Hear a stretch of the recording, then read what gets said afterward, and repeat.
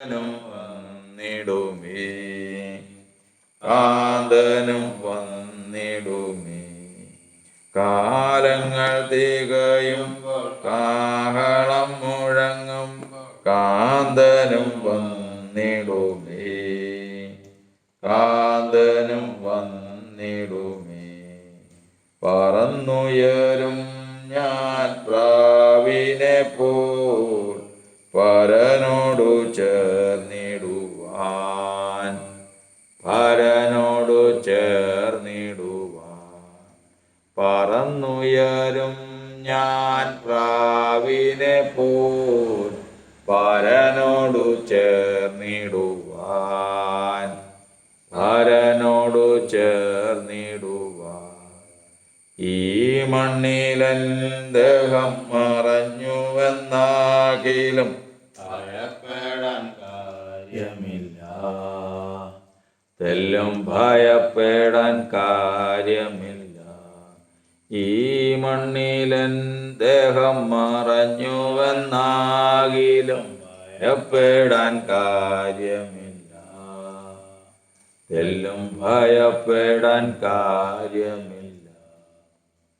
കർത്താവിൻ്റെ പരിശുദ്ധ നാമത്തിന് വീണ്ടും മഹത്വം ഉണ്ടാകട്ടെ. ദൈവകൃപയാൽ നമുക്കിന്ന് ദൈവസന്നിധി മുട്ടുകളെ മടക്കുവാൻ, ഇന്ന് ഇന്ത്യ ജീസസ് നെയിം പെന്തക്കോസ്ത് സഭയുടെ ദൈവമക്കൾ, കർത്താവിൻ്റെ ദാസന്മാർ, ദൈവത്തെ ഭയപ്പെടുന്ന ജീവിതങ്ങൾ മുട്ടുകളെ മടക്കുകയാണ്. സംബന്ധിക്കാൻ സാധിക്കാതിരിക്കുന്നവരും ഉണ്ട്. അവരൊക്കെയും ഓരോ കാര്യങ്ങളിൽ ഏർപ്പെടുന്നതുകൊണ്ടും പലവിധ കാര്യങ്ങളിൽ തിരിഞ്ഞു പോകുന്നത് കൊണ്ടും അത് സാധിക്കാത്തവരുമുണ്ട്. എന്നാൽ നാം ഇന്ന് അവസരം ലഭിച്ചവർ ദൈവത്തിൻ്റെ സന്നിധിയിൽ ദൈവഭയത്തോടു കൂടി വന്ന് ദൈവത്തെ സ്തുതിച്ച് പ്രാർത്ഥിച്ച് നമ്മൾ ഉപവസിക്കുകയാണ്. നമുക്ക് ഒരു പ്രത്യാശയുണ്ട്. കാരണം നമ്മെ പ്രത്യാശയ്ക്ക് മാറാക്കിയവൻ ദൈവമാണ്. നമ്മുടെ പ്രവൃത്തികളും നമ്മുടെ ജീവിതവും എല്ലാം വെച്ച് നോക്കിയാൽ നമുക്കിതൊന്നും പക്ഷപാതം ചെയ്യാനുള്ള കെൽപ്പോ പ്രാഗൽഭ്യമോ ഇല്ല. കാരണം ഇന്ന് ഈ ബാധയും ലോകം മുഴുവൻ അനുഭവിക്കുന്ന കഷ്ടതയെന്ന് പറയുന്നത് ചെറിയൊരു കാര്യമല്ല. ഇത് ഏറ്റവും ഭാരിച്ച ഒരു കാര്യമാണ്. ദൈവസന്നിധിയിൽ ഇങ്ങനൊരു വിഷയവുമായിട്ട് വരുമ്പോൾ നാം എത്രമാത്രം ഒരുക്കമുള്ളവരായിരിക്കണം, നാം എങ്ങനെ ഭയത്തോടും വിറയലോടും കൂടി ആയിരിക്കണം എന്നൊക്കെയും നാം ചിന്തിച്ചു കൊള്ളണം. കാരണം ഇന്ന് നമ്മുടെ പ്രാർത്ഥന കർത്താവ് കേട്ട് ഇതിന്മേൽ വിടുതൽ തരുന്നുവെങ്കിൽ ഇത് ഒരു ചരിത്ര സംഭവമാണ്. അത് നമ്മൾ ഓർത്തു കൊള്ളണം. കാരണം ഒരു 100 കോടി ജനം വസിക്കുന്ന ജീവിക്കുന്ന ഈ രാജ്യത്തെ ഭരണാധികാരിക്ക് സാധിക്കാത്തത്, ലോകത്തിലെ ഏറ്റവും സമ്പന്ന രാഷ്ട്രങ്ങൾക്ക് സാധിക്കാത്തത്, ഏറ്റവും സൈന്യബലമുള്ള രാഷ്ട്രങ്ങൾക്ക് സാധിക്കാത്തത്, ഏറ്റവും ആയുധബലമുള്ള രാജ്യങ്ങൾക്ക് സാധിക്കാത്തൊരു കാര്യം ദൈവത്തിൻ്റെ മക്കൾ മുട്ടുകളെ മടക്കുമ്പോൾ അത് ദൈവം അതിൽ ശ്രദ്ധിച്ച് അതിന് നീക്കുപോക്ക് നൽകുക എന്ന് പറഞ്ഞാൽ അത് അതിൻ്റെ ആഴം നമ്മൾ ധ്യാനിക്കുമ്പോൾ മനസ്സിലാകും. അതുകൊണ്ട് മുന്നമേ തന്നെ നമ്മുടെ ജീവിതത്തിൽ ഇതിനൊക്കെയും പ്രാപ്തനാക്കിയ ദൈവം, ഈ നിലയിൽ കർത്താവിൻ്റെ നാമത്തെ വിളിച്ചപേക്ഷിപ്പാൻ ഇടയാക്കിയ കർത്താവിൻ്റെ കരുണ, അതൊക്കെയുമാണ് ഇന്ന് നമ്മുടെ പ്രാഗൽഭ്യം. അല്ലാതെ നമ്മിൽ നിന്ന് നമ്മുടെ ജീവിതത്തെക്കുറിച്ചും ഹൃദയാവസ്ഥയെക്കുറിച്ചും നമുക്കൊന്നും പ്രശംസിക്കാനില്ല. ഇന്ന് നമ്മളിവിടെ പ്രാർത്ഥിക്കുമ്പോൾ ഇതാ ലോകമെമ്പാടും ബാധ കടന്നു വന്നിരിക്കുകയാണ്. ഈ ബാധ വിവിധമായ ഇടങ്ങളിൽ വിവിധമായിട്ടുള്ള തലങ്ങളിൽ വരികയാണ്. കർത്താവിൻ്റെ വചനത്തിൽ നമ്മൾ പഠിക്കുന്നത് ഈ ബാധയെ സംബന്ധിച്ച് ഏറ്റവും ആദ്യമേ നമ്മൾ പഠിക്കേണ്ട വിഷയം ഇത് ദൈവത്തിൻ്റെ അധികാരത്തിലുള്ളതാണ്. ബാധയെന്ന് പറയുന്നത് അതിൻ്റെ അധികാരി ദൈവമാണ്. ദൈവം അറിയാതെ ഒരു ബാധയില്ല. ദൈവം കൽപ്പിക്കാതെ ഒരു ബാധയില്ല. മാത്രമല്ല, ഏത് ബാധയായിരുന്നാലും ആ ബാധിക്കുന്ന ബാധയ്ക്ക് ഉടയവൻ്റെ കൽപ്പനയുണ്ട്. എത്രത്തോളം ഈ ബാധ പ്രവർത്തിക്കാം, എത്രത്തോളം ഈ ബാധയ്ക്ക് വരാം, ഇതൊക്കെയും ദൈവത്തിൻ്റെ കൽപ്പന ഏറ്റുവാങ്ങിയതാണ്. ബാധിക്കുന്ന ബാധയും അതിനു വേണ്ടി അയച്ചിരിക്കുന്ന ദൈവത്താൽ അയക്കപ്പെട്ടിരിക്കുന്ന ദൂതന്മാർ. യോബിനെ ബാധിച്ചത് ഒരു ബാധയാണ്. അവൻ്റെ ശരീരം മുഴുവനും പരുക്കുകളാൽ ബാധിക്കപ്പെട്ടതാണ്. ആ പരുക്കുകളാൽ ബാധിക്കപ്പെടുന്ന ആ ബാധയ്ക്കൊരു കൽപ്പനയുണ്ട്. ആ ബാധ അതിനെ കൊണ്ടുവന്നവൻ സാത്താനാണ്. പക്ഷെ ദൈവത്തിൻ്റെ കൽപ്പനയാണ്. ദൈവത്തിൻ്റെ കൽപ്പനയാലാണ് അത് വന്നത്. ആ ദൈവത്തിൻ്റെ കൽപ്പനയാൽ അത് വരുമ്പോൾ തന്നെ ദൈവത്തിൻ്റെ കൽപ്പന കൊണ്ട് ബാധിക്കാം. അവൻ്റെ ജീവനെ ബാധിക്കാം, ശരീരത്തെ ബാധിക്കാം, പക്ഷെ പ്രാണനെ മാത്രം തുടരുത്. അതൊരു കൽപ്പനയാണ്. അപ്പോൾ ബാധയ്ക്ക് എത്രമാത്രം ബാധിച്ചാലും, എത്ര നാൾ ബാധിച്ചാലും അവൻ്റെ ശരീരത്തിന്മേൽ പരുവന്ന് വീർത്ത് പൊട്ടി പഴുത്ത് ഊൺവായ്ക്കൽ വീണ്ടും അടഞ്ഞ് അത് വീണ്ടും പഴുത്ത് പൊട്ടുമ്പോൾ ഒരു കാര്യം ഭദ്രമാണ്, അവൻ്റെ പ്രാണൻ ഭദ്രമാണ്. ബാധ അതിനെ ബാധിക്കുന്നതിന് പരിധിയുണ്ട്, അതിന് വിധമുണ്ട്, അതിന് നിർദ്ദേശമുണ്ട്. അതുകൂടാതെ സാധിക്കില്ല. ഇത് ഏതെല്ലാം തലത്തിൽ ബാധിക്കും? ഒരു ബാധ ഒരു സമൂഹത്തെ അല്ലെങ്കിൽ ഒരു വ്യക്തിയെ എങ്ങനെയൊക്കെ ബാധിക്കാം? അതിന് ദൈവത്തിൻ്റെ വചനത്തിൽ നമ്മൾ പഠിക്കുന്നത് ശോധനയ്ക്ക് വേണ്ടി ദൈവം ബാധ അയക്കാം. ഒരാളിലുള്ള അഹങ്കാരം നീക്കാൻ, ദൈവഹിതമല്ലാത്തതയെ നീക്കാൻ വേണ്ടി ദൈവം ബാധ അയക്കാം. ദൈവം ശിക്ഷയ്ക്ക് വേണ്ടി ബാധ അയക്കാം. മരണത്തിന് വേണ്ടി ബാധ അയക്കാം. ഇങ്ങനെ വിവിധ തരത്തിൽ ബാധ അയക്കാൻ നമ്മൾ പഠിച്ചിട്ടുണ്ട്. ദൈവത്തിൻ്റെ വചനം നമ്മൾ പലപ്പോഴും പഠിക്കുമ്പോഴും പഠിപ്പിക്കുമ്പോഴും ഗ്രഹിക്കുമ്പോഴും എല്ലാം നമുക്കതിൻ്റെ ഗൗരവം അറിയാം. കാരണം ഇന്ന് ദൈവത്തിൻ്റെ വചനം എടുത്തതിന് ശേഷം സ്വന്തമായ വ്യാഖ്യാനത്താൽ, സ്വന്തമായ ചിന്തകളും മനസ്സിലിരിക്കുന്നതും അത് പറഞ്ഞ് പഠിപ്പിച്ച് മുമ്പോട്ട് പോവുക. എന്നാൽ സത്യം എന്തെന്ന് പലപ്പോഴും ഗ്രഹിക്കുന്നില്ല. ഞാനിത് പറഞ്ഞതിൻ്റെ കാരണം നമുക്ക് ദൈവത്തിൻ്റെ പുസ്തകമായി, യഹോവയുടെ പുസ്തകമായി, നമ്മുടെ ജീവന് ആധാരമായി നമുക്ക് നൽകിയിരിക്കുന്ന ഈ ദൈവത്തിൻ്റെ വചനമടങ്ങിയ പുസ്തകം, ഈ പുസ്തകത്തിനകത്തേക്ക് ആരെങ്കിലും ഒരു വചനം കൂട്ടിയാൽ, അല്ലെങ്കിൽ ഇതിൻ്റെ ആശയത്തോട് ഒരാശയം ഒരാൾ കൂട്ടിക്കഴിഞ്ഞാൽ ഈ പുസ്തകത്തിൽ എഴുതിയ ബാധ അവന് വരുമെന്ന് നോക്കണം. ഇന്ന് നമ്മൾ ഓരോ ഇടങ്ങളിലും ഓരോ സ്ഥലങ്ങളിലും വചനത്തെ എടുക്കുന്നതിനോ വചനത്തോട് കൂട്ടുന്നതിനോ വചനത്തിൽ നിന്ന് കുറയ്ക്കുന്നതിനോ അതിനെ തൻ്റെ ഇഷ്ടപ്രകാരം എടുത്ത് പെരുമാറുന്നതിനോ ഒരു മടിയുമില്ല, യാതൊരു മടിയുമില്ല. എന്നാൽ അതിനകത്തേക്ക് ഏതെങ്കിലും തരത്തിലുള്ള മാറ്റം വരുത്തുമ്പോൾ ഒരുങ്ങി നിൽക്കുന്ന ഒന്ന്, ബാധ എന്ന് പറയുന്ന ഒന്ന് അവിടെ ഒരുങ്ങി നിൽക്കുന്നുണ്ട് എന്നുള്ളത് മനുഷ്യൻ മറന്നു പോകും. അത് ഒരുങ്ങി നിൽക്കുകയാണ്. അതുകൊണ്ട് തന്നെ ദൈവത്തിൻ്റെ വചനം എടുക്കുമ്പോൾ, അതിനെ വ്യാഖ്യാനിക്കുമ്പോൾ, ഇതിൻ്റെ സത്യങ്ങൾ നമ്മൾ സൂക്ഷ്മമായിട്ട് പഠിച്ച് പറയുമ്പോഴും പഠിപ്പിക്കുമ്പോഴും നമുക്ക് ആധാരമായിട്ട് അതിന് ദൈവം തന്ന അറിവനുസരിച്ചൊരു യുക്തിയുണ്ട്. നീ എന്ത് കണ്ടിട്ടാണ് അത് പറഞ്ഞത് എന്ന് ചോദിച്ചാൽ, ആ വചനത്തിൽ നിന്ന് ഞാൻ മനസ്സിലാക്കിയിരിക്കുന്നതും പഠിച്ചിരിക്കുന്നതും ആയ കാര്യങ്ങൾ ഇന്നതാണ്, അതിനെ ആധാരമാക്കിയിട്ടാണ് ഞാനത് പറഞ്ഞതെന്ന് പറയാൻ കഴിഞ്ഞിരിക്കണം.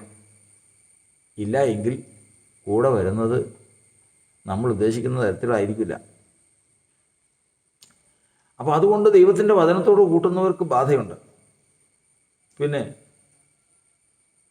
ഒരു മനുഷ്യൻ, ദൈവം മുൻകണ്ട ഒരു മനുഷ്യനാണ് നെബൂഖദ്നേസർ രാജാവ്.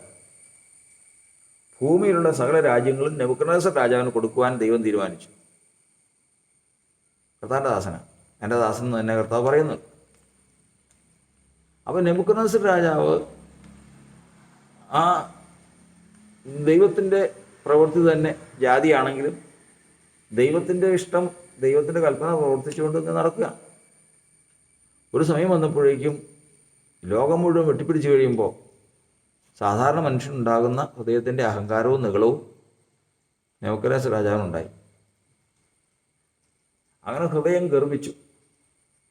പണമായി, രാജധാനിയായി, കോട്ടയായി, കീർത്തിയായി, എല്ലാം ഇനിയൊന്നും ഇല്ലാത്തതൊന്നുമില്ല. അങ്ങനെ ഇരിക്കുമ്പോഴാണ് അദ്ദേഹത്തിന് തോന്നുന്നത് ഹൃദയത്തിൽ അഹങ്കാരം വരുന്നുവെന്ന് അവിടെ കൂടെയുള്ള ദൂതന്മാരറിഞ്ഞു. ദൈവത്തിൻ്റെ ദൂതന്മാർ ദൈവസന്നിധിയിൽ പക്ഷപാതം പറഞ്ഞു. ഇന്ന് നെബൂഖദ്നേസർ ഏറ്റവും അഹങ്കാരിയായിരിക്കാം, അവൻ്റെ ഹൃദയം ഗർവിക്കുന്നുണ്ട്. അവനെ അതിൽ നിന്ന് വിടുവിക്കാൻ തക്കവണ്ണം, അവനെ അതിൽ നിന്ന് മാറ്റുവാൻ തക്കവണ്ണം കർത്താവ് ഒരു കൽപ്പന പുറപ്പെടുവിക്കണം. അവനെ പുറപ്പെടുവിക്കാനായിട്ട് അവനെ അതിൽ നിന്ന്, ഈ ഗർവത്തിൽ നിന്ന് അകറ്റാൻ വേണ്ടിയിട്ട് ആദ്യമേ അവനോട് ദൂതറിയിക്കണം. അതും സാധിച്ചില്ല എങ്കിൽ അവനൊരു 7 വർഷം അവനെ മൃഗപ്രായനാക്കണം. അങ്ങനെ മൃഗപ്രായനാക്കി കഴിഞ്ഞാൽ ഒരു 7 വർഷം കൊണ്ട് അവൻ മര്യാദ പഠിക്കും, അവൻ തന്നെത്താൻ താഴ്ത്താൻ പഠിക്കും എന്നുള്ളത് ദൂതന്മാരുടെ ഒരഭിപ്രായം. ദൈവസന്നിധി ഇത് കേട്ടുകഴിഞ്ഞപ്പോൾ ദൈവം തൻ്റെ ദാസൻ മുഖാന്തരം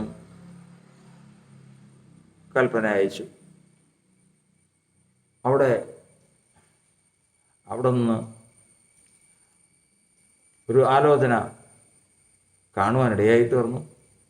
ദാനിയേൽ ആ ആലോചന അവിടെ വെളിപ്പെടുത്തിയത് ഇപ്രകാരമാണ്: ഇതാ, നിന്റെ ഹൃദയം അഹങ്കരിക്കുന്നു, ക്രമീകരണം പ്രാപിച്ചു കൊള്ളണം, ഇല്ല എങ്കിൽ സംഭവിക്കാനുള്ള കാര്യങ്ങൾ നിന്നതൊക്കെയാണ്. ഇത് നേരത്തെ പറഞ്ഞതിന് ശേഷം 1 വർഷം കഴിഞ്ഞു. ഹൃദയത്തിന് വലിയ മാറ്റമൊന്നുമില്ല. അവനെ അഹങ്കാരത്തിൽ നിന്ന് വിടുവിക്കുകയും വേണം. ദൈവം തൻ്റെ ബാധയെ അയച്ചു. ആ ബാധ നെബൂഖദ്നേസറിനെ ബാധിച്ചു. 7 വർഷം മൃഗങ്ങളെപ്പോലെ പുല്ല് തിന്നു. നാം ആദ്യം പറഞ്ഞതുപോലെ ബാധിക്കാം, മൃഗപ്രായനാക്കാം, മൃഗങ്ങളെപ്പോലെ പുല്ല് തിന്നാം, എത്ര ഹീനതയിലേക്കും കൊണ്ടുപോകാം. പക്ഷേ കൊല്ലാനുള്ള വ്യവസ്ഥയില്ല. അതാ ആദ്യം പറഞ്ഞത്. ഒരു ബാധ ഒരു ദേശത്തേക്കോ ഒരു വ്യക്തിയിലേക്കോ ഒരു കുടുംബത്തിലേക്കോ അയക്കുമ്പോൾ അതിന് കൽപ്പനയുണ്ട്. അത് ചെയ്യാൻ എന്ത് ചെയ്യണമെന്നുള്ള നിർദ്ദേശം അതിനുണ്ട്. എത്ര വരെ ചെയ്യാമെന്നതിന് നിർദ്ദേശമുണ്ട്. നെബൂഖദ്നേസർ 7 വർഷം മൃഗപ്രായനായി രാജ്യത്വത്തിൽ നിന്ന് മാറി രാജധാനിയിൽ തന്നെ ഏറ്റവും നികൃഷ്ട ജീവിയായിട്ട് 7 വർഷം ജീവിച്ചു. 7 വർഷം കഴിഞ്ഞപ്പോൾ പെട്ടെന്ന് ബോധമുദിച്ചു. അയ്യോ, ഈ കാര്യങ്ങൾക്കൊക്കെയും ആധാരം, ഈ കാര്യങ്ങളൊക്കെയും നിയന്ത്രിക്കുന്നത് സ്വർഗമാണ്. മനുഷ്യൻ ആര്? മനുഷ്യൻ വെറും ഒരു നിഴൽ മാത്രം. ഇതിൽ എന്ത് പ്രശംസിക്കാനുള്ളൂ? മനുഷ്യരുടെ രാജ്യത്വത്തിന് മേൽ വാഴുന്നത് സ്വർഗമാണ്, ദൈവമാണ്. അത്യുന്നതനാണ്, സകലത്തിനും കാരണഭൂതൻ. അവൻ ദൈവത്തെ വാഴ്ത്തി എഴുന്നേറ്റ് തനിക്ക് പറ്റിയ തെറ്റും ദൈവം തന്നെ ക്രമീകരിച്ചതും യഥാസ്ഥാനപ്പെട്ടതും പ്രസിദ്ധമാക്കി അവനായിരിക്കുന്ന അഹങ്കാരത്തിൽ നിന്ന് മടക്കി വരും. നമ്മൾ ആദ്യം പറഞ്ഞല്ലോ, ഒന്ന് ദൈവത്തിൻ്റെ വചനത്തോട് കൂട്ടുന്നവർക്ക് അയക്കുന്നത്, രണ്ടാമത്തത് പരിശോധനയ്ക്ക്, അതായത് ശോധന ചെയ്ത് തെളിച്ചെടുക്കാനായിട്ട് അയക്കുന്നത്. ശത്രു അവകാശം പറയുമ്പോൾ ആ അവകാശത്തിന് വിട്ടുകൊടുത്ത് ആ അവകാശത്തിന്മേൽ ശോധന ചെയ്തെടുക്കുന്നത് യോബിൻ്റെ ചരിത്രം. മൂന്നാമത്തത് മനുഷ്യന് വരുന്ന ഹൃദയത്തിലെ ദോഷങ്ങൾ നീക്കിക്കളഞ്ഞ് ദൈവത്തിങ്കിലേക്ക് അവനെ മടക്കി വരുത്തുവാൻ അയക്കുന്നത്. വീണ്ടും നമ്മൾ കാണുന്ന ബാധയെന്ന് പറയുന്നത് ഫറവോന് അയച്ച 10 ബാധയാണ്. ദൈവത്തിൻ്റെ ജനത്തെ തടഞ്ഞു വയ്ക്കുന്ന, ദൈവം ആര് എന്നുള്ള ചോദ്യത്തോടുകൂടി ദൈവജനത്തെ തടഞ്ഞു വയ്ക്കുന്ന ഫറവോൻ്റെ മേലയച്ച ബാധയാണ്.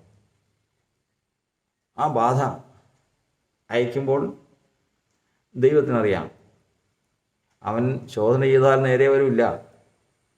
ശോധന ചെയ്താൽ നേരെ വരുന്നവനല്ല അവനെ ഒന്നോ രണ്ടോ ഘട്ടം ബാധിച്ചാൽ മാനസാന്തരപ്പെടുന്നവനല്ല. ഈ ബാധയാൽ അവനും അവൻ്റെ രാജ്യവും നശിക്കും. അവിടെ വന്ന ബാധയ്ക്ക് കൽപ്പന വേറൊന്നാണ്. നെബൂഖദ്നേസറിന് വന്ന ബാധയ്ക്കുള്ള കൽപ്പനയല്ല, വചനത്തോട് കൂട്ടുന്നവൻ്റെ മേൽ വരുന്ന ബാധയ്ക്കുള്ള കൽപ്പനയല്ല, ശോധനയ്ക്കായി യോബിൻ്റെ മേൽ വന്ന ബാധയുടെ കൽപ്പനയല്ല. ഇതാ ഫറവോനും ആ രാജ്യത്തേക്കും വന്ന ബാധയെന്ന് പറയുന്നത് അത് തീർത്തിട്ട് വരാനാണ്. അത് അവസാനമായത് ഇല്ലാതെ ആ രാജ്യം, ആ ദേശം അവനടക്കം ഇല്ലാതെ പോകാനാണ്. ആ ബാധ വന്നു. 9 ബാധയും കഴിഞ്ഞു. 10ാമത്തെ ബാധ ആദിജാതന്മാരുടെ സംഹാരം. ആ സംഹാരവും കഴിച്ചു, ജനത്തെ വിട്ടയച്ചു. പക്ഷെ ബാധ വിട്ടു മാറിയില്ല. അവന് ഇസ്രായേൽ ജനം രക്ഷപ്പെട്ടു പോകുന്നത് കണ്ടപ്പോൾ അതിന്മേൽ അവന് സഹിക്കാൻ കഴിഞ്ഞില്ല. തൻ്റെ രാജ്യത്തുള്ള എല്ലാ പടയാളികളുമായി, ശക്തിയുള്ള വലിയൊരു കൂട്ടവുമായി ഇസ്രായേലിനെ പിന്തുടർന്നു. മോശ ചെങ്കടലിനെ വിഭാഗിക്കാൻ കൈ നീട്ടി ചെങ്കടലിനെ വിഭാഗിച്ച് ഇസ്രായേൽ ജനം കരയിൽ കൂടി എന്നതുപോലെ സമുദ്രത്തിൽ കൂടി നടന്ന് അക്കരെ കയറി. പിന്തുടർന്നവരോ ചെങ്കടലിലേക്ക് ഇറങ്ങി. മോശ കൈ പിൻവലിച്ചിരിക്കുന്നു. സമുദ്രം വീണ്ടും കൂടുന്നു.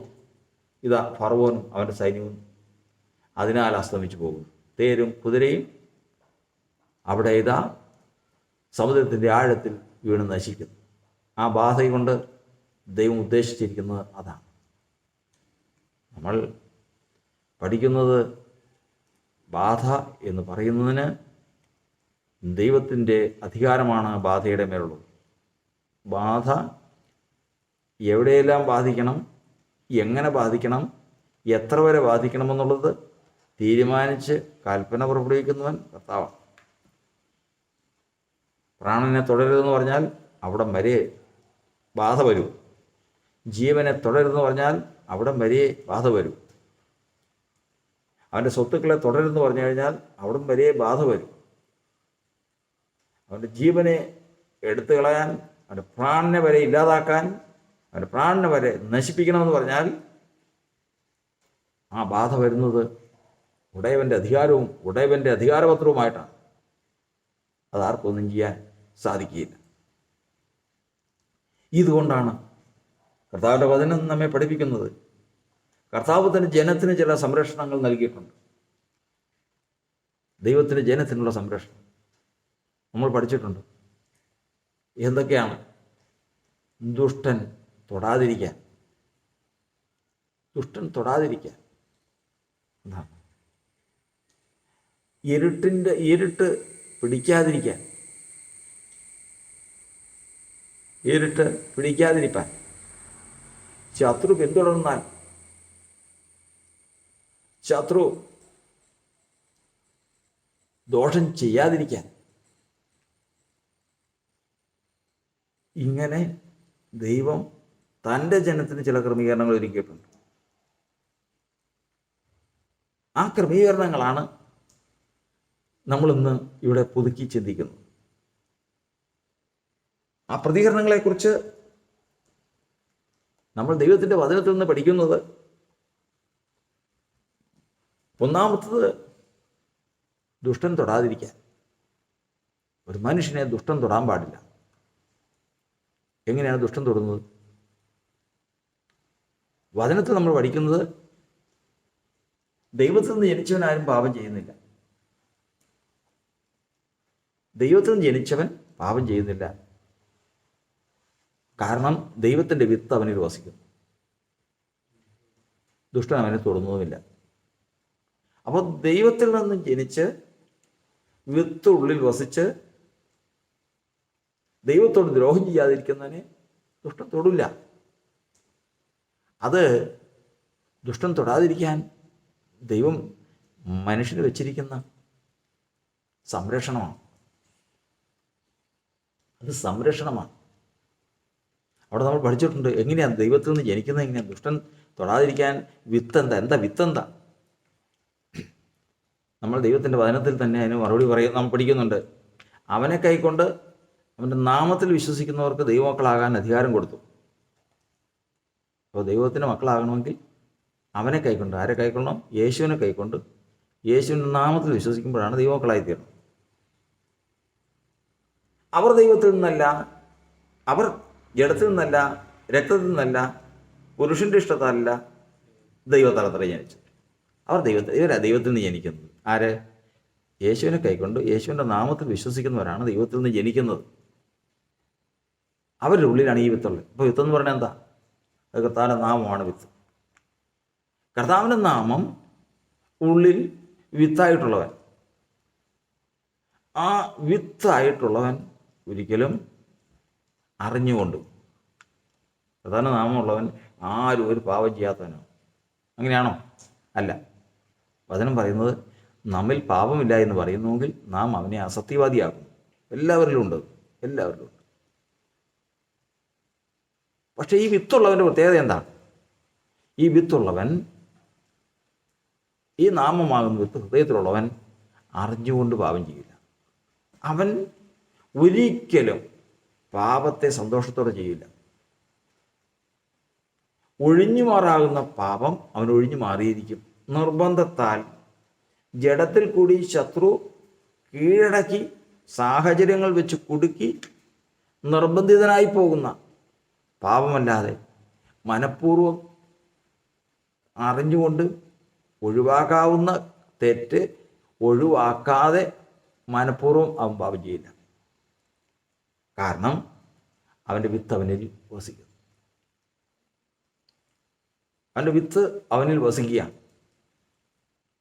വെറും വെള്ളിയല്ല എന്നെ വാനായി തീർന്നോ ഞാൻ, സർവഖിന്നതയാകെയകന്നു എന്നിൽ അങ്ങോ ചേർന്നിടുവാൻ, സർവഖിന്നതയാകെയകന്നു എന്നിൽ അങ്ങോ ചേർന്നിടുവാൻ. ഞാൻ പാടുമിന്നാളിനി മോദാൻ, കുഞ്ഞാട്ടിൻ വിലയേറിൻ്റെ തത്താലെന്നെ വീണ്ടതിനാൽ, ദൈവ കുഞ്ഞാട്ടിൻ വിലയേറിൻ്റെ തത്താലെന്നെ വീണ്ടതിനാൽ.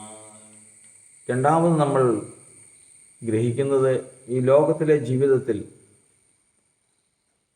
മനുഷ്യൻ്റെ ജീവൻ എന്ന് പറയുന്നത് നമ്മൾ പഠിച്ചിട്ടുണ്ട്. ഏത് മനുഷ്യനും ഉറച്ചു നിന്നാൽ ഒരു ശ്വാസം അത്രയാകും. ഈ ജീവനെ പരിപാലിക്കുന്നത് ആരാണ്? ഇത് എത്ര നാൾ ഒരല്പസമയം. ഒരിക്കലൊരു മനുഷ്യൻ ഒരു സ്ഥലത്ത് കാല് തെറ്റി വീണതാണ്. അധികം ഒന്നും പറ്റിയിട്ടില്ല, തലയുടെ പിറകെ ഒന്ന് മുട്ടി, ഒരു സ്ഥലത്ത് പതുക്കെ ഒന്ന് മുട്ടി. അതിനാൽ ആ മനുഷ്യൻ മരിച്ചുപോയി. അതിനാൽ ആ മനുഷ്യൻ തീർന്നുപോയി. എന്നാൽ ഇന്നും ശരീരം ഛിന്നഭിന്നമായിട്ടും അതെല്ലാം കെട്ടി പെറുക്കി ഇന്നും ജീവനോട് നടക്കുന്നത് ധാരാളം. ചിലപ്പോൾ നമ്മൾ ഓർക്കും, ഇങ്ങനെ ഈ മനുഷ്യൻ ഇന്നും ജീവിച്ചിരിക്കുന്നു. ചിലരെ സംബന്ധിച്ച് ഇതെങ്ങനെ ഈ മനുഷ്യൻ അറ്റുപോയി. ഇത് നമ്മൾ ജീവിക്കുന്നതാണ്. ദൈവത്തിൻ്റെ വചനം നമ്മെ പഠിപ്പിക്കുന്നതല്ല. നമ്മുടെ ജീവനെ കാക്കുന്ന ഒരു സംവിധാനം ലോകത്തിലുണ്ട്.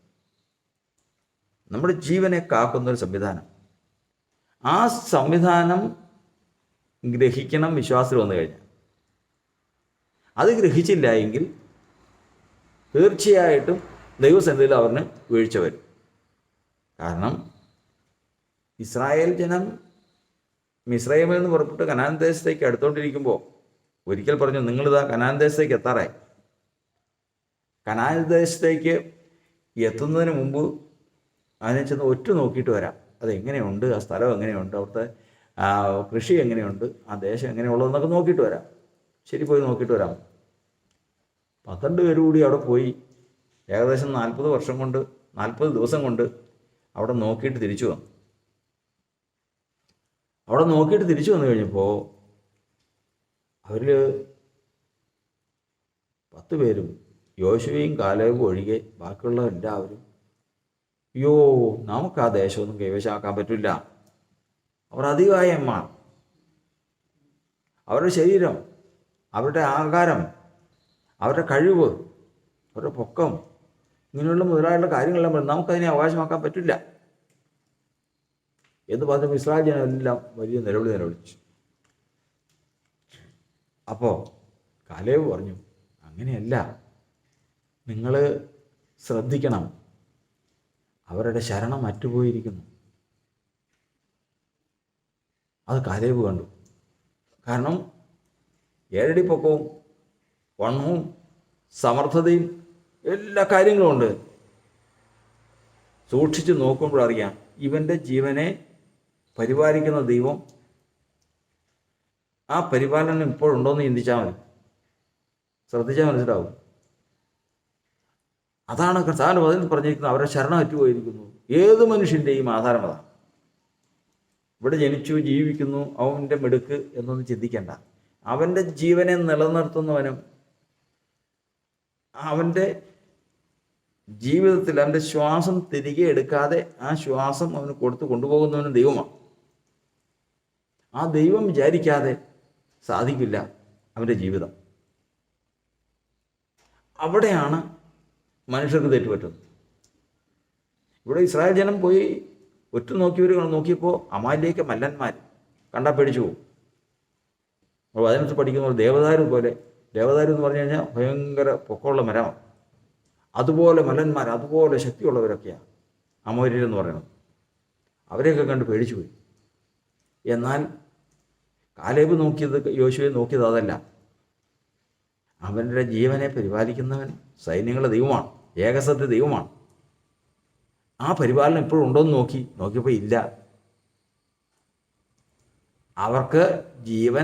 അവരുടെ ജീവനെ ഭദ്രമായി സൂക്ഷിക്കുന്ന ആളിപ്പോൾ ഇല്ല എന്ന് മനസ്സിലായി. ഇതാണ് ഒരു മനുഷ്യനെക്കുറിച്ചുള്ള ദർശനം. ഇത് തന്നെയാണ് ദാവീദിനെക്കുറിച്ച് അബീഗയിൽ നാബാലിൻ്റെ ഭാര്യ ദർശിച്ചത്. നാബാലിൻ്റെ ഭാര്യ ദാവീദിനെ കാണാൻ വന്നപ്പോൾ പറയുകയാണ്, ദാവീദ് ശൗലിനെ ഒളിച്ചും ശൗല് പല പ്രാവശ്യം കൊല്ലാൻ നോക്കി. ഒരു കുന്തം ആ സമയത്ത് അവൻ്റെ നേരെ ചാണ്ടിയപ്പോൾ ആ കൃത്യസമയത്ത് അവൻ മരിച്ചു പോകേണ്ടതാണ്. പക്ഷെ ഇതിനങ്ങ് മാറി. അവൻ സിക്ലാഗിൽ വെച്ച് അവൻ്റെ കയ്യിൽ കിട്ടേണ്ടതാ, പക്ഷെ അല്പത്തിനവൻ മാറി. ഇതെങ്ങനെ ഇവൻ? അവസാനം ശൗല് പറയുകയാണ്, സൂക്ഷിക്കണം, ഇവനെ ഭയങ്കര ഉപായിയാണ്. യഥാർത്ഥത്തിൽ ദാവീദിൻ്റെ ഉപായാണോ? അബിഗയിൽ അതിനെക്കുറിച്ച് കുറിച്ച് പറഞ്ഞു. അബിഗയിൽ എന്താ പറഞ്ഞേ? അബിഗയിൽ പറഞ്ഞു, യജമാനൻ്റെ ശത്രു യജമാനൻ്റെ ജീവനെ തേടി എത്ര പ്രവർത്തിച്ചാലും യജമാനൻ്റെ പ്രാണൻ ദൈവമായ യഹോവയുടെ ജീവഭാണ്ഡത്തിൽ കെട്ടപ്പെട്ടിരിക്കും. ഭാണ്ഡം എന്ന് പറഞ്ഞു കഴിഞ്ഞാൽ പല വസ്തുക്കളിട്ടതിന് ശേഷം തുണി കൊണ്ട് കെട്ടുന്നതാണ് സാധാരണ ഭാണ്ഡം. ഇതുപോലെ ദൈവത്തിനൊരു ഭാണ്ഡമുണ്ട്, സൈന്യങ്ങളുടെ യഹോവയ്ക്കൊരു ഭാണ്ഡമുണ്ട്, ഏകസ ദൈവത്തിനൊരു ഭാണ്ഡമുണ്ട്. ദൈവം ജീവനെ പരിപാലിക്കുന്നവൻ, ജീവനെ ദൈവം നിലനിർത്താൻ ഉദ്ദേശിച്ചിട്ടുള്ളവൻ്റെ പ്രാണനെ എടുത്ത് ആ ഭാണ്ഡത്തിലേക്ക് കർത്താവ് വയ്ക്കും. അവിടെ കൂട്ടിക്കെട്ടി കൈ പിടിച്ചേക്കുക. ഈ ഭൂമിയിൽ അങ്ങനെയുള്ളവനെ വെട്ടി നുറുക്കിയാൽ, ശിരച്ഛേദം ചെയ്താൽ, എന്ത് ചെയ്താലും ജീവനെ കളയാൻ പറ്റില്ല. ജീവനെ കളയാൻ പറ്റില്ല. കാരണം അവൻ്റെ പ്രാണൻ ദൈവത്തിൻ്റെ ജീവഭാണ്ഡത്തിലാണ്. ഇതാ ഒരു ദൈവത്തിൻ്റെ പൈതലിൻ്റെ, ദൈവ പൈതലിൻ്റെ ഉറപ്പ് അവിടെയാണ്. ആരെയും ഭയമില്ലാത്തതാണ്. അതാണ് ഈ ദൈവത്തിൻ്റെ ജനത്തിനുള്ള ധൈര്യം. അപ്പോസ്തലന്മാർ നോക്കിയിട്ട് കൂടെ വന്നവർ പറഞ്ഞു, ശരി, ഇവരുടെ ധൈര്യം കണ്ടില്ലേ? ആരോടാ സംസാരിക്കണേ? മഹാപുരോഹിതനോടും അധികാരികളോട് പറയുന്നത്, ഞങ്ങൾ കണ്ടും കേട്ടുമുള്ളത് ഞങ്ങൾക്ക് പറയാതിരിക്കാൻ സാധിക്കില്ല. അവരുടെ ധൈര്യം കണ്ടു പേടിച്ചു പോയി. ഇതെന്താണ് ഇവരുടെ ധൈര്യത്തിന് കാരണം? ഈ കാരണം എന്താണ്? അവരുടെ പ്രാണൻ ദൈവത്തിൻ്റെ ജീവഭാണ്ഡത്തിലാണ്. ഒന്നും ചെയ്യാൻ സാധിക്കില്ല. അപ്പോൾ ഇവിടെ നിന്ന് നമ്മൾ ഗ്രഹിക്കുന്നത്, ദുഷ്ടൻ തൊടാതിരിപ്പാൻ ദൈവം അവരുടെ ഹൃദയത്തിൽ വിത്ത് കൊടുത്തിരിക്കുന്നു. ശത്രു പിന്തുടർന്ന് ജീവനെ നശിപ്പിക്കാതിരിപ്പാൻ ദൈവത്തിൻ്റെ ജീവഭാണ്ഡത്തിൽ അവൻ്റെ പ്രാണനെ സൂക്ഷിച്ചിരിക്കുന്നു. മൂന്നാമത്തത്, ഇരുള് പിടിക്കാതിരിപ്പാൻ, ഇരുള് നിങ്ങളെ പിടിക്കാതിരിപ്പാൻ വെളിച്ചമുള്ളിടത്തോളം വെളിച്ചത്തിൽ നടന്നുകൊള്ളുവേ. ഇരുള് പിടിക്കാൻ സാധ്യതയുണ്ട്. കർത്താവിൻ്റെ നാൾ വരുമ്പോൾ കർത്താവിൻ്റെ വചനത്തിൽ നമ്മൾ പഠിക്കുന്നത്, ആ നാൾ നിങ്ങളെ പിടിപ്പാൻ തക്കവണ്ണം നിങ്ങൾ ഇരുട്ടിലുള്ളവരല്ല. ഇരുട്ടിൻ്റെ നാൾ പിടിക്കും. കർത്താവിൻ്റെ നാളുമുണ്ട്, ഇരുട്ടിൻ്റെ നാളുമുണ്ട്. ആ ഇരുട്ടിൻ്റെ കർത്താവിൻ്റെ നാൾ തന്നെ രണ്ട് വിധത്തിൽ പിടിക്കും. ചിലർക്കത് വെളിച്ചമായിരിക്കും, ചിലർക്കത് ഇരുട്ടായിരിക്കും. അതുകൊണ്ടാണ് പ്രവചനത്തിൽ ചോദിച്ചിരിക്കുന്നത്, യഹോവയുടെ ദിവസം കൊണ്ട് നിങ്ങൾക്ക് എന്ത് പ്രയോജനം? യഹോവയുടെ ദിവസത്തിനായി കാത്തിരിക്കുന്ന നിങ്ങൾക്ക് അയ്യോ കഷ്ടം. അതുകൊണ്ട് നിങ്ങൾക്ക് എന്ത് പ്രയോജനം? അത് വെളിച്ചമല്ല, നിങ്ങളെ സംബന്ധിച്ച് ഇരുട്ടാണ്. എന്നാൽ ഇവിടെ വചനം പറയുന്നത്, ആ നാൾ നിങ്ങളെ പിടിപ്പാൻ തക്കോണം നിങ്ങളിപ്പോൾ ഇരുട്ടിലുള്ളവരല്ല, പിന്നെയോ വെളിച്ചത്തിലുള്ളവരാണ്. അതെന്താ വെളിച്ചത്തിന്? എങ്ങനെ വെളിച്ചത്തിൽ നടക്കുന്നത്? ദൈവത്തിൻ്റെ വചനം പറയുന്നത്, അവനെ കൈക്കൊണ്ട് അവനിൽ വിശ്വസിക്കുകയും സഹോദരനെ പകയ്ക്കുകയും ചെയ്യുന്നവൻ ഇരുട്ടിൽ നടക്കും. ഒരു മനുഷ്യൻ വെളിച്ചത്തിൽ നടക്കുന്നു എന്നുള്ളതിൻ്റെ ഏറ്റവും വലിയ തെളിവാണ്. ഏറ്റവും വലിയ തെളിവാണ് അവനെ ദൈവം കണ്ണു തുറന്ന് കാണിച്ചു കൊടുത്ത സഹോദരനെ അവൻ സ്നേഹിക്കുന്നു എന്നുള്ളത്, കൂട്ടു സഹോദരനെ സ്നേഹിക്കുന്നു എന്നുള്ളത്. അവൻ വെളിച്ചത്തിലാണ്. ഇടർച്ചയ്ക്ക് അവനിൽ കാരണമില്ലെന്ന്, ഒരു ഇരുട്ടും അവനെ പിടിക്കില്ലെന്ന്. അപ്പോൾ നമ്മൾ പഠിച്ചല്ലോ, എന്തൊക്കെ പിടിക്കില്ല? അത് പിടിക്കുക. ദുഷ്ടൻ തൊടില്ല. ജീവനെ അന്വേഷിച്ച് ശത്രു നടന്നാൽ അത് തൊടാൻ സാധിക്കില്ല. ഇരുട്ട് പിടിക്കില്ല. വെളിച്ചത്തിൽ നടക്കുകയാണ് കർത്താവിന്റെ സ്വപ്നം. അടുത്ത ഭാഗമാണ് നമ്മൾ പഠിക്കുന്നത്. എന്താണ്? അത്യുന്നതന്റെ മറവിൽ വസിക്കുകയും സർവശക്തന്റെ നിഴലിൻ കീഴിൽ പാർക്കുകയും ചെയ്യുന്നവൻ. അത്യുന്നതന്റെ മറവിലും സർവശക്തന്റെ നിഴലിൻ കീഴിലും. അവൻ്റെ പ്രത്യേകത എന്താ? അതിൻ്റെ താഴത്തേക്ക് ഇറങ്ങി വന്നേക്കുന്നതാണ്. ഒരു ബാധയും അവൻ്റെ കൂടാരത്തിനടുക്കില്ല. ഒരു ബാധയും അവൻ്റെ കൂടാരത്തിനടുക്കില്ല. ആരുടെ കൂടാരത്തിന്?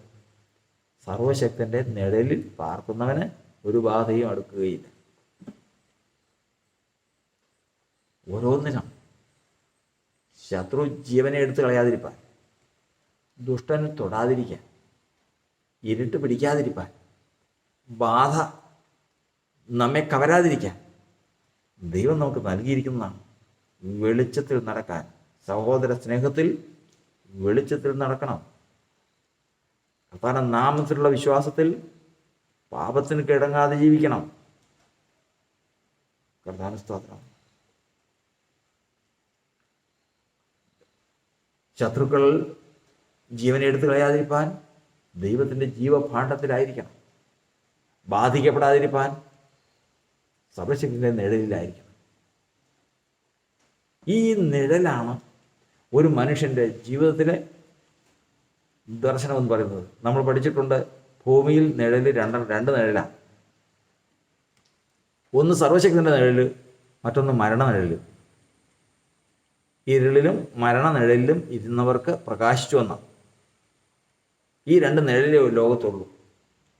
ഒന്ന് മരണനിഴലും ഒന്ന് സർവശക്തിൻ്റെ നിഴലും. രാവിലെ സൂര്യൻ ഉദിച്ചപ്പോൾ നിഴലുണ്ടായി, വൃക്ഷങ്ങളുടെ നിഴലുണ്ട്. 12 മണിക്ക് ഉച്ചയായി, 12 മണിയായി, 12:30ആയി, നിഴലെവിടെ പോയി? നിഴല് പൊരുളിൽ മറഞ്ഞു. ഇതുപോലെയാണ് സർവശക്തന്റെ നിഴലിൽ പാർക്കുന്നവൻ ഉദയസൂര്യൻ ഉദിക്കുന്ന ദിവസം വരുന്നു. ഇതാ നേരം വെളുക്കുകയും നിങ്ങളുടെ ഹൃദയങ്ങളിൽ ഉദയനക്ഷത്രം ഉദിക്കുകയും ചെയ്യുന്ന ദിവസം വരുന്നു. ആ ദിവസം നിഴലില്ല, പൊരുളിൽ. ഈ നിഴലിലുള്ളവരെല്ലാവരും പൊരുളിൽ ലയിക്കുന്ന ദിവസമാണ്. ഈ നിഴലിലുള്ളവരെല്ലാവരും അന്ന് പൊരുളിൽ ലയിക്കും. കർത്താവിൻ്റെ ദിവസം. അന്ന് നിഴലില്ല, പൊരുൾ മാത്രമേ ഉള്ളൂ. പൊരുൾ കർത്താവാണ്. കർത്താവ് എവിടെ ഇരിക്കുന്നുവോ നിഴലിലുള്ളവരെല്ലാവരും അന്ന് പൊരുളിലും ഉണ്ടാകും. എന്നാൽ മരണനിഴലിൽ മുമ്പോട്ട് പോകുന്നവരുണ്ട്. മരണനിഴലിൽ മുമ്പോട്ട് പോകുന്നവരുണ്ട്. അവരൊക്കെയും ജീവിതം, അതും ഈ നിഴൽ അവസാനിക്കുന്ന സമയം വരും. അവരൊക്കെയും ആ മരണനിഴൽ പുറപ്പെട്ടു വന്ന ഇടമെന്ന് പറയുന്നത് മരണത്തിൻ്റെ അധികാരിയായ പിശാച് വസിക്കുന്ന പാതാളത്തിൽ നിന്നാണ്. അവരെല്ലാം പാതാളത്തിലും ചെല്ലും, അവരെല്ലാം നാശത്തിലേക്കും ചെല്ലും. ഇന്ന് കർത്താവിൻ്റെ സന്നിധിയിൽ ഈ രണ്ട് നിഴലിലുമുള്ള ജീവിതങ്ങളെ, ഈ രണ്ട് നിഴലിലുള്ള ജീവിതങ്ങൾ ഈ ലോകത്തിലുള്ളപ്പോൾ ഈ ബാധ ലോകത്തിലേക്ക് വരികയാണ്. ബാധ എന്തിനൊക്കെ വേണ്ടി അയച്ചു എന്ന് നമ്മൾ ആദ്യം പഠിച്ചു. ദൈവത്തിൻ്റെ വചനത്തോട് കൂട്ടുന്നവർക്ക് ബാധ അയക്കും. എല്ലാത്തിനും ഓരോ ഉദ്ദേശമാണ്. പരിശോധനയ്ക്ക് യോബിന്മേൽ വന്നതുപോലെ ബാധ അയക്കും. നന്നാക്കിയെടുക്കാൻ നെബൂഖദ്നേസറിൽ വന്നതുപോലെ ബാധ അയക്കും. ന്യായം വിധിച്ച് നന്നാവില്ലെന്ന് കണ്ട് നശിപ്പിച്ച് കളയാൻ ഫറവോനിലേക്ക് ബാധ അയച്ചതുപോലെ ബാധയുണ്ട്. നമ്മൾ കാണുമ്പോൾ ഇത്രയും ചിന്തിച്ചത് എന്താണെന്ന് വെച്ചാൽ, ഇന്ന് നമ്മുടെ സഹോദരങ്ങളിൽ പലർക്കും ഈ രോഗമുണ്ട്. പലരും രോഗത്തിന് അടിമപ്പെട്ടിട്ടുണ്ട്. അവരെല്ലാവരും പാപികളാണെന്നോ സംരക്ഷണമില്ലാത്തവരാണെന്നോ ഒന്നും ചിന്തിക്കേണ്ട. ദൈവം തനിക്കുള്ളവരെ അറിയുന്നു. ദൈവം തനിക്കുള്ളവരെ അറിയുന്നു. എത്ര ബാധിക്കപ്പെട്ടാലും തൻ്റെ ദാസനായ യോബിനെ കുറിച്ച് പറഞ്ഞതുപോലെ അവൻ കർത്താവിൻ്റെ ജനമാകുന്നുവെങ്കിൽ അവൻ്റെ പ്രാണനെ തുടരുതെന്ന് ആ ബാധയ്ക്ക് കൽപ്പനയുണ്ടാവും. അവരിൽ ഏതെങ്കിലും തരത്തിലുള്ള ദോഷം വസിച്ചിരിക്കുന്നുണ്ടെങ്കിൽ നെബൂഖദ്നേസറിന്റെ ബാധയോട് കൽപ്പിച്ചതുപോലെ 7 വർഷം നിനക്ക് ബാധിക്കാം, അതിനപ്പുറം വേണ്ട, അവൻ ഉയരത്തിലേക്ക് നോക്കുന്ന ദിവസം ബാധ വിട്ട് മാറിക്കൊള്ളണമെന്ന് കൽപ്പനയുണ്ട്. വചനത്തോട് കൂട്ടിയിട്ടുണ്ടെങ്കിൽ അത് വിട്ടുകളഞ്ഞ് മാനസാന്തരപ്പെടുന്ന സമയം വരെയും ആ ബാധയ്ക്ക് അധികാരമുണ്ട്. ഒരിക്കലും നമ്മുടെ പ്രാണനെ മരണത്തിന് വിട്ടുകൊടുക്കാത്തവൻ. ഇന്ന് നമ്മൾ നിൽക്കുന്ന ഈ നിഴൽ, ഈ നിഴൽ കണ്ടാണ് മോവാബ് ദേശത്ത് ജീവിച്ചുകൊണ്ടിരുന്ന, മോവാബ് ദേശത്തെ നിന്ന് വന്ന് എലിമേലെക്കിൻ്റെ കുടുംബത്തിൽ വന്ന രൂത്ത് ഈ നിഴൽ കണ്ടിട്ടാണ് അവിടെ നിന്ന് എല്ലാം വിട്ട് പോന്നത്. പോകുന്ന ഇടങ്ങളിൽ തനിക്ക് ജീവിക്കാൻ തൻ്റെ കൂടെ ഒരു ഭർത്താവില്ല, കുഞ്ഞുങ്ങളില്ല, ആണുങ്ങളായിട്ട് ആരുമില്ല, കൂടെ ഉള്ളത് അമ്മായിയമ്മയാണ്. അതിൻ്റെ കൂടെ പോയിട്ട് എന്ത് ചെയ്യാനാ? ബോസ് ഉണ്ടെന്നോ ബോസിൻ്റെ വയറോ ഒന്നും ഇതുവരെ ഒന്നും ആരും അറിവും കിട്ടിയിട്ടില്ല. പക്ഷേ ഒന്നുമില്ല, ഒരു അറിവുമില്ല, ഒരു പ്രതീക്ഷയും പ്രത്യാശയുമില്ല. പക്ഷേ ഉണ്ട്, ഇസ്രായേലിൻ്റെ ദൈവമായ യഹോവയുടെ ചിറകുണ്ട്, അതിനൊരു നിഴലുണ്ട്. അത് വീഴുന്ന സ്ഥലമാണ് ഇസ്രായേൽ ദേശം. ആ ഒരൊറ്റ നിഴലാണ് യൂത്തിൻ്റെ പ്രത്യാശ. കർത്താവിന്റെ സ്തോത്രം. ആ ഒറ്റ പ്രത്യാശയാണ്. അവിടുന്ന് പോവുകയാണ്.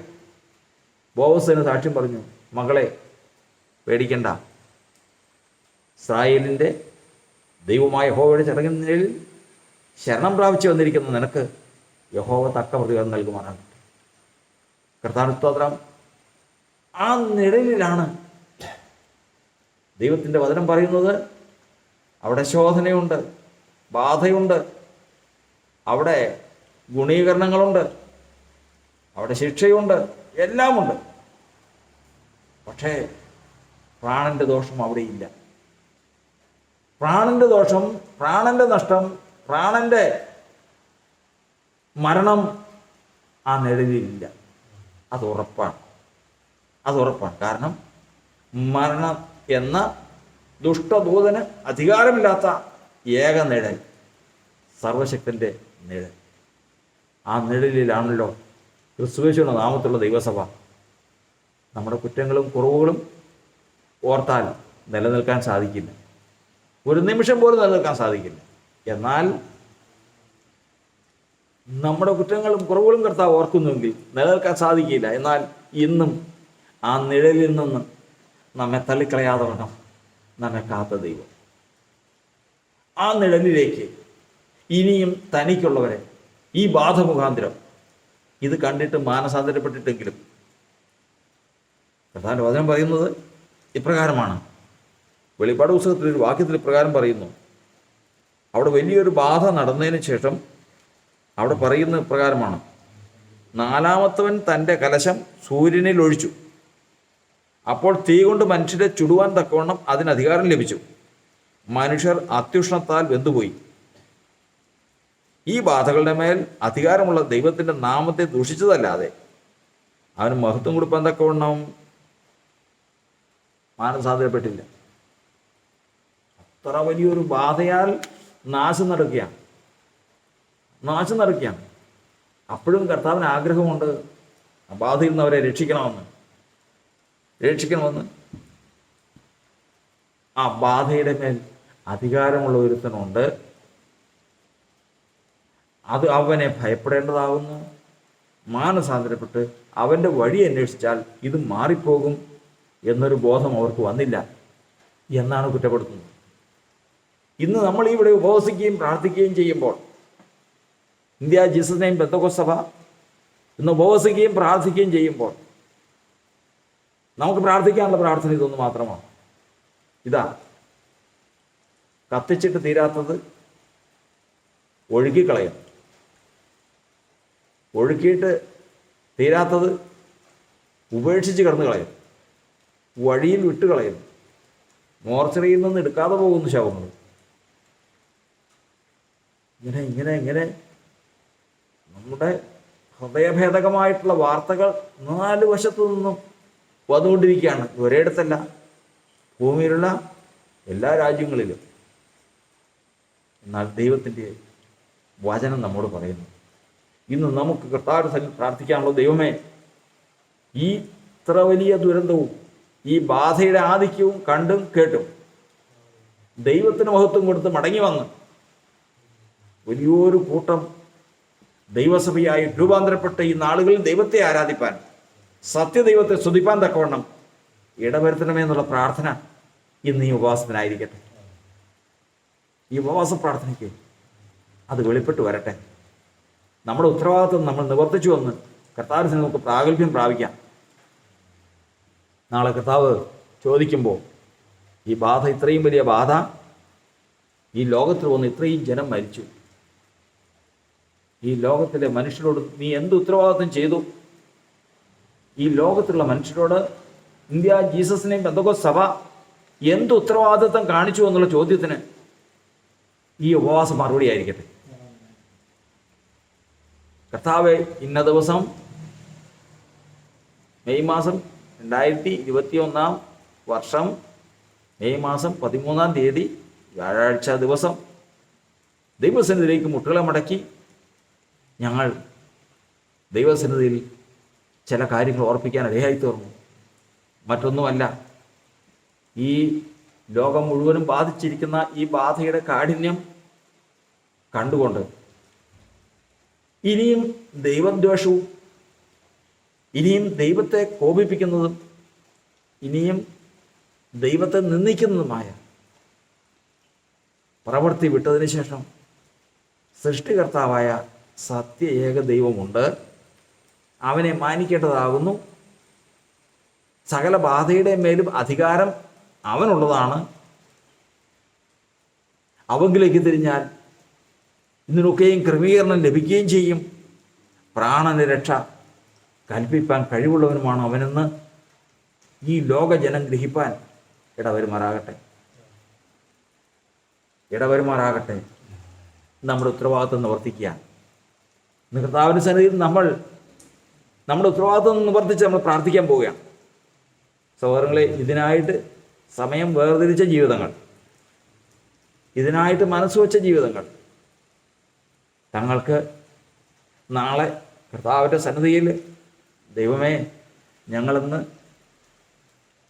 ഉത്തരവാദിത്ത ബോധത്തോടു കൂടി, ആവശ്യബോധത്തോടു കൂടി ദൈവത്തിൻ്റെ വചനത്തിൻ്റെ ദൂത് ആലോചന ഞങ്ങൾ കേട്ട് അതനുസരിച്ച് ഞങ്ങൾ പ്രാർത്ഥിച്ചിട്ടുണ്ടായിരുന്നു എന്ന് ആ ദിവസം കർത്താവിൽ നിന്ന് പുകഴ്ച വരണം. നമ്മിൽ നിന്നല്ല. കാരണം നാം സാമൂഹ്യ ജീവികളാണ്. സമൂഹത്തോട് നമുക്ക് ഉത്തരവാദിത്തമുണ്ട്. ഒരു ക്രിസ്തീയ വിശ്വാസിക്ക് സ്വന്തം മാതാപിതാക്കളോട്, സഹോദരങ്ങളോട്, മക്കളോട്, ഭവനത്തോട്, ജാതികളോട്, ദേശത്തോട്, അങ്ങനെ സ്വന്തം വളർത്ത് മൃഗങ്ങളോട് വരെ ഉത്തരവാദിത്വം. അങ്ങനെയുള്ളവരാണ് വിശ്വാസികളെന്ന് പറയുന്നത്. ആ ഉത്തരവാദിത്വം നമ്മൾ നിവർത്തിക്കുമ്പോൾ, ഓരോന്നോരോന്ന് നിവർത്തിക്കുമ്പോൾ ദൈവനാമം നമ്മിൽ മഹത്വം കൊടുക്കുകയാണ്. ദൈവത്തെ നമ്മൾ ഉയർത്തുകയാണ്. ആ ദൈവത്തെ ഉയർത്തുന്ന ഒരു ശുശ്രൂഷയായി ഈ ഉപവാസത്തെ കർത്താവ് മാനിക്കട്ടെ.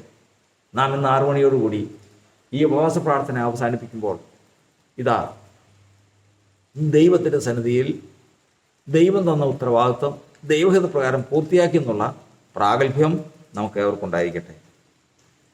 ഇതിനാൽ സകല ദോഷങ്ങളും നീങ്ങിപ്പോകുവാൻ കർത്താവ് ഇടവരുത്തട്ടെ. ബാധ ജനത്തിൻ്റെ പ്രാണനോട് അടുത്ത് വരുന്നതിന് മുമ്പേ മാനസാന്തരപ്പെട്ട് ദൈവത്തിന് മഹത്വം കൊടുക്കുവാൻ ഇടവരുമാറാകട്ടെ. ദൈവസന്നിധിയിൽ നമുക്ക് പ്രാർത്ഥിക്കാം. ദൈവം നമുക്ക് അനുഗ്രഹം തരട്ടെ, ക്രമീകരണം തരട്ടെ. പരിശുദ്ധനായ ദൈവമേ, സ്വർഗസ്ഥ പിതാവേ, ഇന്ന് ഞങ്ങൾ കർത്താവിൻ്റെ സന്നിധിയിൽ പ്രാർത്ഥിക്കുന്ന ഈ പ്രാർത്ഥന കർത്താവ് കേൾക്കണമേ. കർത്താവെ, എല്ലാ സംരക്ഷണങ്ങളും എല്ലാ അനുഗ്രഹങ്ങളും കർത്താവെ ഞങ്ങൾക്ക് നൽകി ഞങ്ങളെ പോറ്റുന്ന ദൈവം, ഇന്നുവരെയും ഞങ്ങളെ നടത്തിയ വിധങ്ങളും ഇന്ന് ഞങ്ങൾ നടത്തുന്ന വിധങ്ങളും വളരെയാകും. കർത്താവെ, ഈ ലോകം കടന്നു പോകുന്ന ദുർഘട വഴികൾ കർത്താവ് അറിയുന്നു. ഒന്നൊന്നായി കർത്താവെ മൃഗങ്ങൾ വീണ് നശിക്കുന്നത് പോലെ നശിക്കുന്നു. യേശുവേ, മനുഷ്യജന്മം, ഒരു മനുഷ്യജന്മത്തിൻ്റെ വില, ഒരു മനുഷ്യജന്മത്തിന് അതിന് ആ മനുഷ്യനെത്താവുന്ന ഇടം, ശ്രേഷ്ഠ പദവി, ഇതൊക്കെയും ഗ്രഹിച്ചുകൊണ്ട് ദൈവമേ, ഇന്ന് കർത്താവെ മാനസാന്തരം ലോകത്തിലേക്ക് അയക്കുമാറാകണം. ഈ ലോകത്തിലേക്ക് കർത്താവെ ദൈവത്തെ മഹത്വപ്പെടുത്തുവാൻ, സൃഷ്ടികർത്താവിനെ അന്വേഷിപ്പാൻ തക്കവണ്ണം ജനത്തെ ബോധവാന്മാരാക്കണമേ. കർത്താവിൻ്റെ കരുണയും കൃപയും പിരിയാതിരിക്കണം. ഇന്ത്യ ജീസസിനെയും പെന്തക്കോസ്ത് സഭ ഇന്ന് കർത്താവിൻ്റെ ഉപവാസവും പ്രാർത്ഥനയുമായിരിക്കുകയാണല്ലോ. ഇന്ന് കർത്താവിൻ്റെ സഭയുടെ പ്രാർത്ഥന കർത്താവ് കേൾക്കുന്ന ദൈവമാണ്. നിശ്ചയമായിട്ടും കർത്താവ് കേൾക്കും. ഇന്നുവരെയും ഞങ്ങളുടെ പ്രാർത്ഥന നിരസിക്കാതിരിക്കുന്ന ദൈവം, ഇന്നുവരെയും ഞങ്ങളെ തള്ളിക്കളയാതിരിക്കുന്ന ദൈവം, ഇന്നുവരെയും ഞങ്ങളുടെ ഹൃദയാവശ്യങ്ങൾ അറിയുന്ന ദൈവം, ഇന്ന് ഈ പ്രാർത്ഥനയെ കേട്ടുകൊണ്ട് കർത്താവെ, ഇന്ന് ലോകം മുഴുവനും ദുഃഖത്തിലാണ്ടിരിക്കുമ്പോൾ കർത്താവെ, ഇന്ന് കർത്താവിൻ്റെ കരം ജനത്തിനിടയിൽ ലോകത്തിൽ വെളിപ്പെട്ട് ബാധയെ നീക്കുമ്പോൾ വലിയൊരു കൂട്ടം ജനം ക്രിസ്തുയേശുവിൻ്റെ നാമത്തിൽ ഏകസത്യ ദൈവത്തെങ്കിലേക്ക് തിരിയുവാൻ ഇടവരുമാറാകട്ടെ. ഇപ്പോൾ തന്നെ മനുഷ്യനെ വഴിതെറ്റിപ്പാൻ ഈ ബാധയിൽ കൂടി, ഈ ലോകത്തിലെ സംഭവങ്ങളിൽ കൂടി ദൈവത്തെ അന്വേഷിക്കുന്ന ജനങ്ങൾ തന്നെ വഴിതെറ്റുവാൻ തക്കവണ്ണം ശത്രു ഒരുക്കിയിരിക്കുന്ന കണികളിൽ ഹൃദയങ്ങൾ അകപ്പെട്ടു പോകാതെ സത്യത്തെ ഗ്രഹിപ്പാൻ, സത്യത്തെ അന്വേഷിച്ച് കണ്ടെത്തുവാൻ കർത്താവ് കൃപ തരണമേ. ആ സത്യത്തെ ലോകത്തോട് ഘോഷിപ്പാൻ കർത്താവിൻ്റെ ജനത്തിന് ശക്തി നൽകണമേ. ഞങ്ങളുടെ കുറവുകളും കുറ്റങ്ങളും ഒന്നും കർത്താവ് ഓർക്കല്ലേ. ഞങ്ങളുടെ ബന്ധനങ്ങളൊക്കെയും കർത്താവ് അഴിക്കണമേ. കർത്താവായ യേശുക്രിസ്തുവിന്റെ നാമത്തിങ്കൽ ഞങ്ങൾക്ക് വിടുതൽ തരുന്ന ദൈവത്തിന് സ്തോത്രം. യേശുവേ, മനസ്സലിയണമേ കർത്താവ്, കരുണ തോന്നുമാറാകണമേ, കൃപ ചെയ്യണമേ കർത്താവേ. ഓ ഹല്ലേലൂയ, ഹല്ലേലൂയ. ഇതാ കർത്താവിൻ്റെ നാൾ അടുത്ത് വരും. കർത്താവിൻ്റെ നാൾ അടുത്ത് വരുന്നതിന് മുമ്പേ തന്നെ ദൈവമേ, ഞങ്ങൾ കർത്താവിൻ്റെ കൃപയിൽ സുരക്ഷിതരാകപ്പെടുവാൻ കർത്താവ് മുൻകണ്ടുള്ള ജനം കർത്താവിൻ്റെ നാമത്തിൽ കൂടി വന്ന് രക്ഷയിലേക്ക് പ്രവേശിപ്പാൻ തക്കവണ്ണം കർത്താവിൻ്റെ ജനത്തെ കർത്താവ് അനുഗ്രഹിക്കുമാറാകണം. കാത്തുകൊള്ളണമേ പിതാവേ, കാത്തുകൊള്ളണമേ ദൈവമേ. യേശുവേ, ഓ സ്തോത്രം, സ്തോത്രം, സ്തോത്രം. സിയോൻ സൈന്യമേ ഉണർന്നിടുക,